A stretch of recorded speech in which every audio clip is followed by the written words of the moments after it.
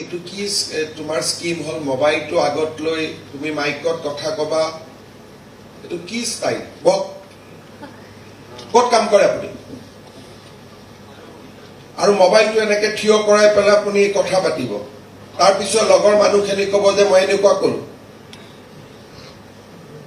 এইবিলাক কি ধৰণৰ টেন্ডেন্সি ভাই এজন প্ৰধান শিক্ষক অলপতো জ্ঞান থাকিব লাগে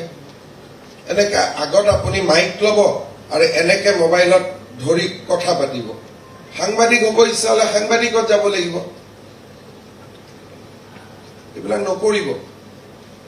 এইবিলাক কৰিলে ল'ৰা ছোৱালী বেয়া হৈ যাব এখন এইটো কি নিয়ম ভাই এনেকে মোবাইলটো হাতত লৈ লৈছে মোবাইলটো কিয় খুলি ৰাখিছে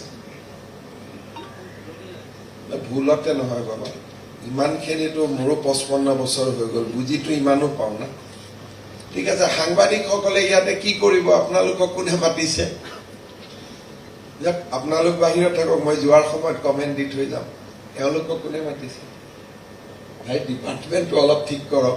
সাংবাদিকে ৰিভিউ মিটিঙত শুনি থাকে নেকি কেনেকে আহিব পাৰে কি যে কৰে নহয় চৰকাৰ বাবা মই বাহিৰত যাওঁতে ষ্টেটমেণ্ট দিম তেওঁলোকে মইতো প্ৰধান শিক্ষক বুলি ভাবি আছিলো ইমান দেৰি